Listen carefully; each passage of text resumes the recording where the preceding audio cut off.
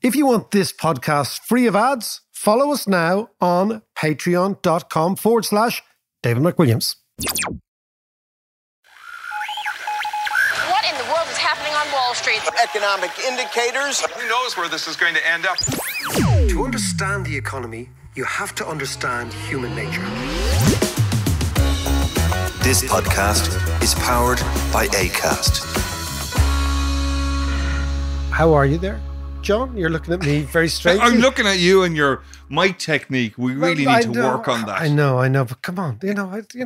Put a mic in front of me, I blather on. That's what we do. It's called a podcast. We're blathering on. What's the crack? Head the ball. Well, I'm off to Oslo. I heard. Yeah, I'm going off, and this will be an interesting one, because remember we talked about Dublin Port and moving Dublin Port before. Yeah.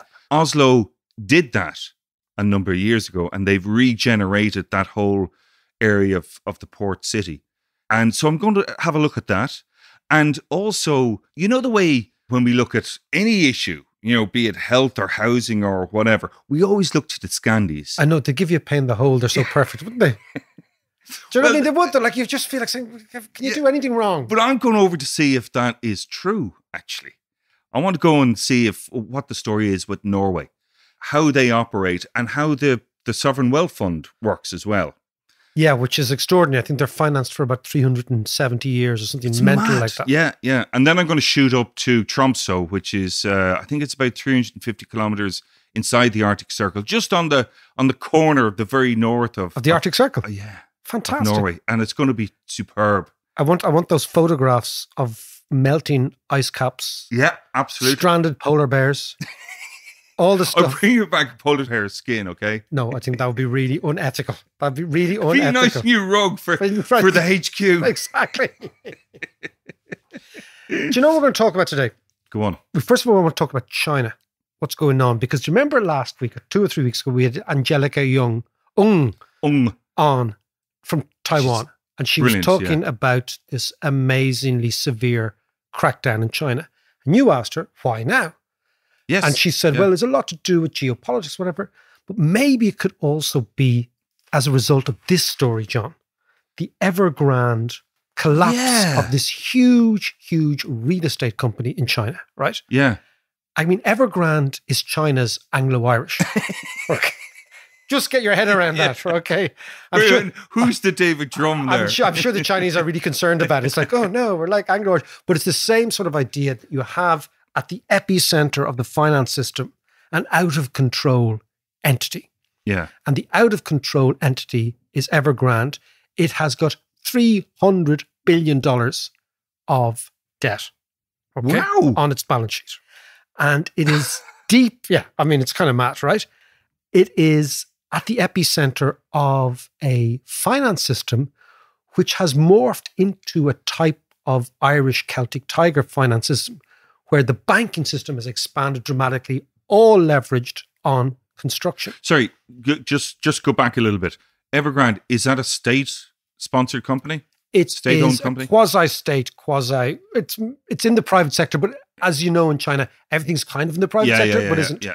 But what it is, though, it's fascinating, is when these sort of companies go bad, they're like, as the New Yorkers say, the New Yorkers say, there's never one cockroach. You see one cockroach, there's always 100. Okay? It's the same thing here, right? When a big finance company goes bad, you can be rest assured lots of little ones will get sucked into that vortex. Okay? So if Evergrande collapses, well, the share price has collapsed completely. Now, that's always because in a bankruptcy, shareholders are wiped out. So share prices fall first. But it's the idea that, do you know one thing that is worse for a country than not having enough money is having too much money. Because having too much money leads to what they call in economics malinvestment, which is bad investment. One thing we do know, that money doesn't solve everything. If you have loads and loads and loads of money, you can put them into really, really, really bad projects. Yeah. And because you've loads of money, nothing is signaling from the market that these are bad investments, right? Until it's far too late. So the great example in Ireland was the ghost estates. Oh, because you're right. The ghost estates were like, oh, don't worry, we'll build, estates in the middle of nowhere. And the reason they made sense was because the Irish banks were borrowing so much money. There was too much money in the country. Right. We didn't have enough. There was too much. Right? China has been on the same riff for the last 4 or 5 years. And the riff has been the following, which is to expand the Chinese consumer part of the Chinese economy, because the Americans kept saying to the Chinese, you can't always be obsessed with exports. Remember this, you can't export to us. So the Chinese said, okay, what we're going to do is we're going to try to switch internally to elevate the local consumer side of the economy. Yeah. How do you do that? Always the best way to do that is via house prices, because house prices generate wealth or perceptions of wealth. And then people feel rich, then they go out and borrow more, they go out and spend more. Yeah. That brings down the Chinese trade deficit, which is what they wanted, but it boosts up the consumer part. Now, part of consumption and house prices and effervescence is the celebrity culture that Angelica was talking about. Yes, of it's course. part of the same suite, right? Yeah. So when you go from the austerity of we're a manufacturing country that's going to get rich by making manufacturing goods and exporting them out to the likes of the United States, when you switch that to we're going to become a real estate country, where we're going to build apartments that nobody wants in places that nobody really wants to live in at prices we can't afford. Sure, wasn't there that footage there last week of them blowing up? Was it 3 or 4 massive apartment blocks? Yeah, just dynamiting the whole thing. Yeah, because nobody wants to live there. So there's overinvestment. So we had ghost estates in Ireland. They have ghost cities in China, right? Yeah. Huge ones, right? And it's a bit like I was in Dubai there last week. It's got the bang of that often as well, all these huge apartment blocks that nobody lives in. So the only thing that can keep it all going is having more and more people coming in at the bottom, buying stuff that they don't really want. Right. So then their policy of cracking down and getting back to their roots, as it were. Better be, what did she say? Red or dead. Yeah. But so what's the upshot for China if Evergrande goes bust? Well, it becomes, if they're unlucky, because a lot of this is to do with luck, it is the canary in the coal mine. It's the sort of the Anglo, it's the one that goes bust first. But normally what happens is that because in real estate investing, everything is what they call cross-collateralized. So it means that banks are usually unbelievably linked to each other. So if one bank defaults, which is this idea of Evergrande, it leads to a series of defaults. And those series of defaults lead to what's called in economics the Minsky moment. You know our friend Minsky? Yeah. The Minsky moment is when in a portfolio, which has got good and bad assets, that you have to sell good assets to cover the losses on bad assets. Why? Because nobody else will lend you money. So you have to sell in order to pay your debts. Yeah. And the problem with selling, it's all very well if only one player is selling. Like Evergrande, they can say, okay, we can liquidate these debts. We can sell these assets, get some money, pay these debts, and away we go. But that presupposes the price of real estate in China stays the same. But if everybody panics because of the kind of Lehman Brothers type trigger that this sends out signals, everybody sells at the same time. If everybody's selling, nobody's buying, prices collapse, and the debtor becomes even more indebted because the assets on their balance sheet have collapsed. So normally what they say is, your ratio of assets to debt is X. Hang on a second. So does that mean that this could absolutely shaft China? This could be a financial crisis in China, not dissimilar to 2008 in the United States. Yes. If the Central Bank of China doesn't intervene. And then what will that mean for the global economy? Well, if China is already changing what it is presenting to the outside world. As we heard with Angelica, it's clamping down. I mean, they've already stopped the internet for kids, right?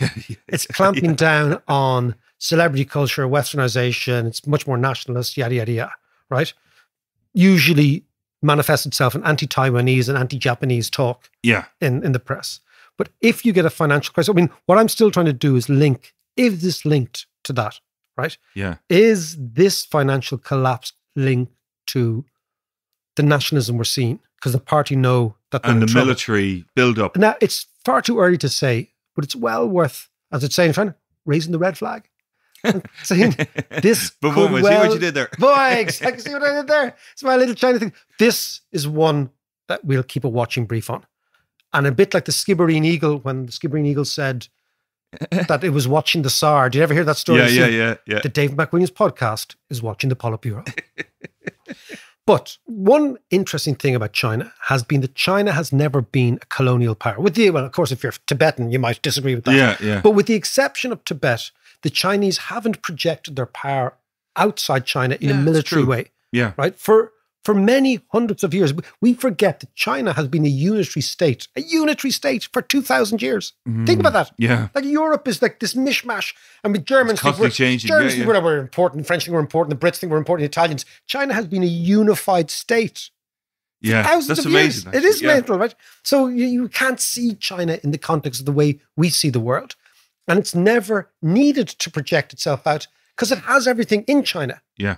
Like, you remember we talked about the Opium Wars? When the Brits came to try and sell something to the Chinese, they go, we don't want it. We don't want your shit. We got everything here, right? So they never... What, Leyland cars? No. Yeah.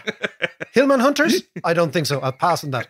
But the point is, they've never been a colonial power. And now what I want to do is I want to talk about neo-colonialism, right? Because remember we talked about our friend Casement? Yes. And the colonies and all that sort of stuff? Yeah. I want to go down to the Caribbean because next week or in 2 weeks' time, the European Union is going to issue its new blacklist of small countries who it deems to be badly behaved. Yeah. We touched on this last year when we had Marla on before. And now it's an update on that. Yes. And so it's Marla Ducoran. She's from Trinidad, but she's in Barbados. And she has a totally different take. And I think it's something we should be aware of. You know, if we're talking about colonialization, and white versus black, and rich versus poor, and north versus south. Let's get the view from the south. Marla, how are you? Good to see you. Good to see you too, David. I'm great here down here in the heat, the sweltering heat in Barbados. How is it? Is it just ridiculous? Yeah. I think in Barbados, September is supposedly the hottest month of the year. So, you know, I'm dripping sweat. I thought I was menopausal, but no, apparently it happens to everybody. Open the fridge door. Yeah. Exactly. That's a road we could go down. The middle-aged road we could go down. No, let us go back. I want to come back to the issue of taxation, to the issue of blacklisting. What's the story? The EU next week, or within the next couple of weeks, because they don't actually ever give us the precise date, are going to issue a threat, really, to a lot of very poor countries. Explain what's going on. Well, so, you know, the EU has two blacklists, right? One for anti-money laundering and combating the financing of terrorism, that compliance framework, and then their tax blacklist. And as I had published, you know, a couple of years ago, and you and I have talked about before, only ever on these two blacklists are there countries that are poor, developing, basically the global south. None of them are predominantly white. So which is why it's called blacklist, because there are no white countries on these blacklists, right? So perfect nomenclature there. And so they update it periodically, these blacklists. And early October is when we expect the next iteration. And, you know, one of the interesting things is that you have countries that, you know, in the Caribbean are perennially on the blacklist, being labeled as tax havens, being labeled as money laundering hotspots. And then there's a country called Vanuatu in the Pacific, near to Australia, that is actually poorer than Haiti in terms of GDP per capita. And it's the single most vulnerable country on earth to natural disasters. And they're on both blacklists. There are only two countries on both blacklists. My country, Trinidad and Tobago, and Vanuatu. And Vanuatu is microscopic. But you see this stance that they take of blacklisting, you know, the global south countries, the poorest and most vulnerable countries on earth, I believe is neocolonialism.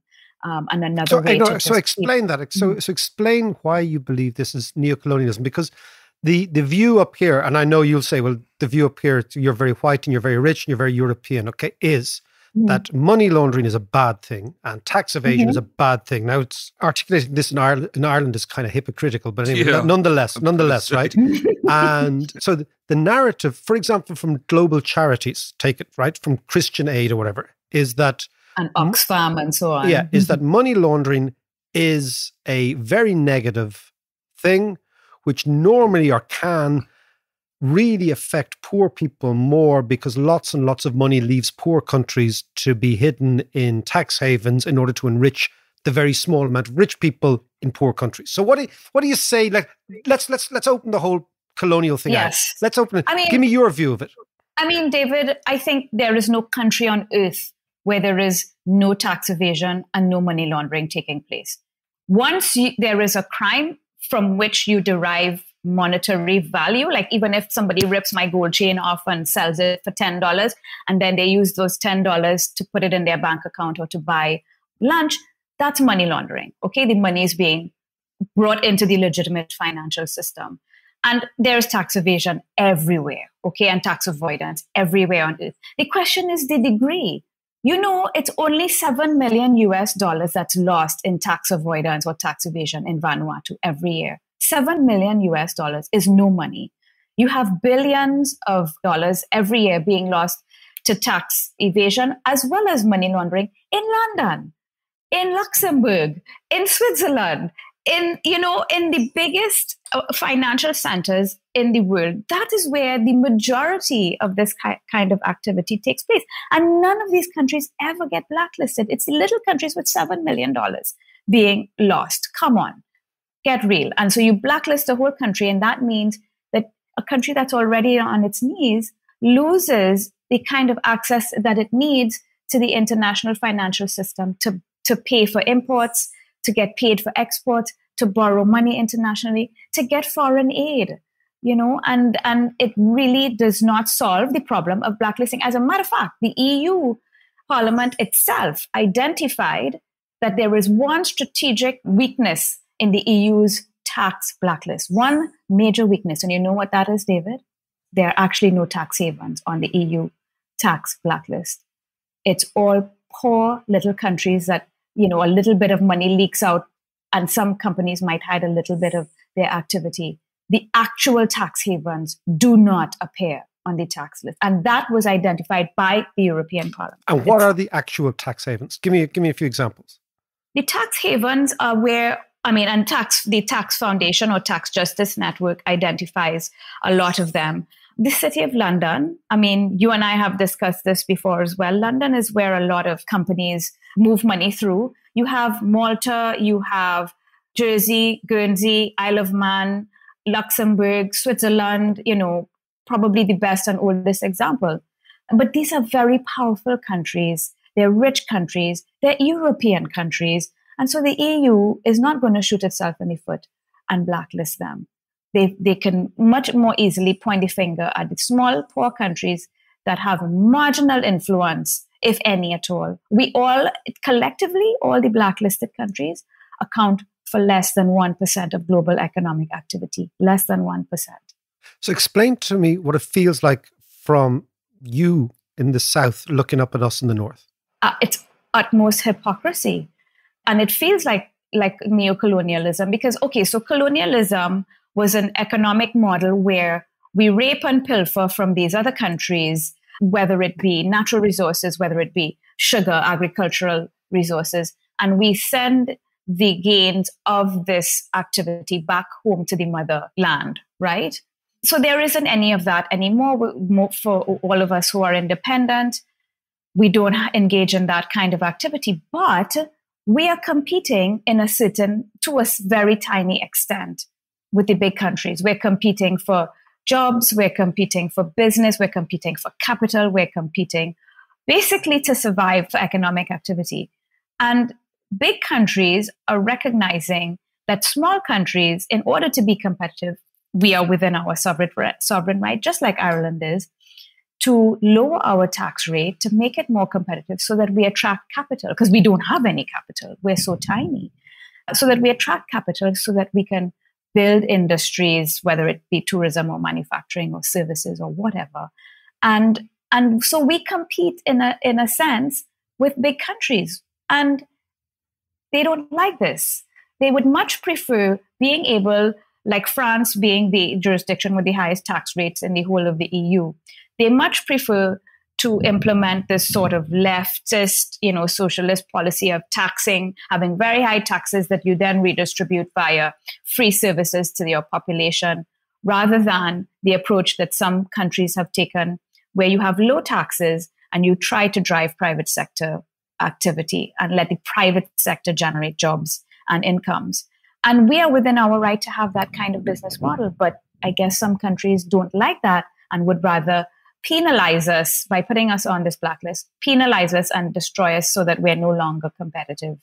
And they can carry on with their left policies, which I don't disagree with, but it's their approach. We need to be able to have the freedom to implement our own economic model. So what you're saying, if you look at it historically, that a huge amount of the infrastructure, the capital infrastructure of wealthy European countries was actually taken from very poor countries over a period of 100 years, week in, week out, always.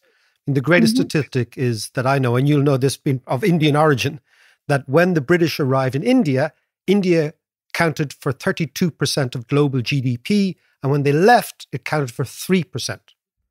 Yeah. So if you can imagine how much money was robbed from India. Of course, yes. And in fact, even your own family were actually uprooted from India, weren't they?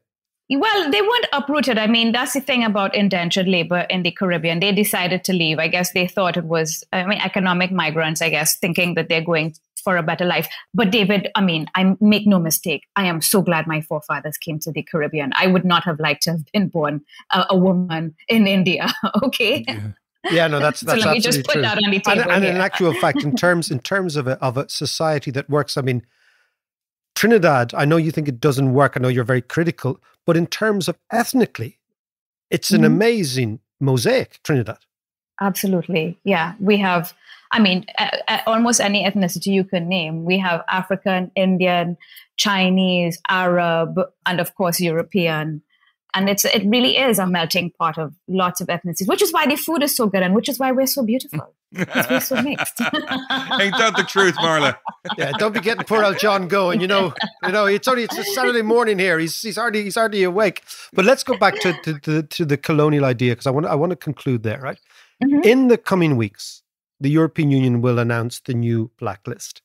Mm-hmm.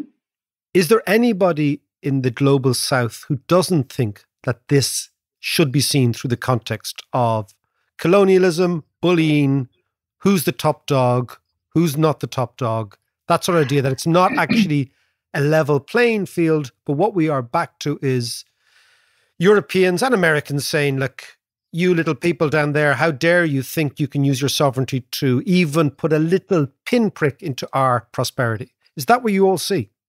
Of course, it's the whole might is right and forgive me, but white is right. It is remarkable, David. How can you design a methodology for two blacklists that not a single country that appears on these lists is a white country, right? And how come not a single one of these countries is a rich country? So countries that, as you know, finance terrorism, like Saudi Arabia, they don't end up on the blacklist because they're too powerful. Venezuela, even, where all money is being laundered in Venezuela, does not appear on the blacklist. Why? Because Venezuela has the number one reserves of crude oil in the world. So once you have power, and ethnic as well, we are white, you don't appear on these blacklists. And of course, everybody sees this through the lens of white is right, might is right. And of course, once you're poor and you're not white and you've been colonized, that predisposes you to always be bullied by your former colonizers because they feel like they still have the authority to tell you how to run your own affairs. Marla, do you remember last year we spoke to you about this very thing and you were highlighting the issue of blacklisting by the European Union? So where is it going to go from here, do you think? Well, the thing about it is we continue to, people like me and of course the authorities in various blacklisted countries continue to agitate, continue to lobby with the EU and with other authorities, even the UN, to raise and highlight how unfair this treatment is. It's unilateral.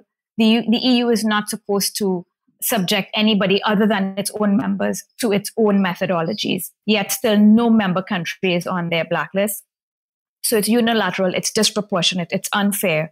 And so we continue to lobby, but we also continue to try to make sure that our own domestic systems are compliant. The problem with that is the minute we are compliant and we get taken off a blacklist, guess what?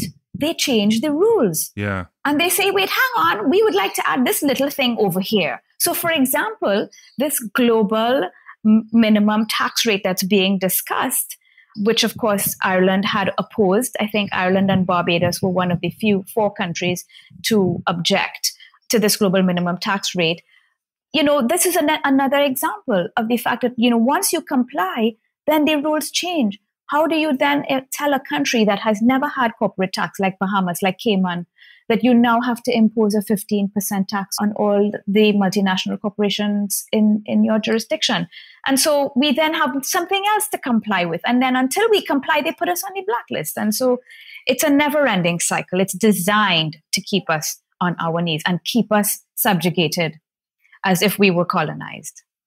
Well, Marla, we'll continue to highlight the issue anyway, for sure. We will, and we'll talk about menopause.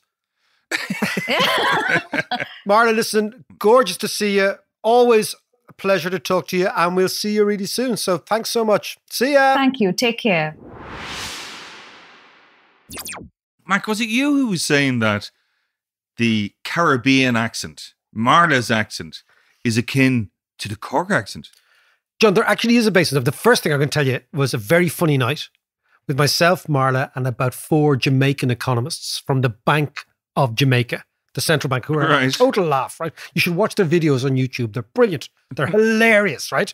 Okay, talking about the accent. And I showed them a video or a YouTube clip of Martin's Life, which is this brilliant Cork-based comedy. And they couldn't believe it. They said, that's us, man. Anyway, but there is a basis in the 1640s, right?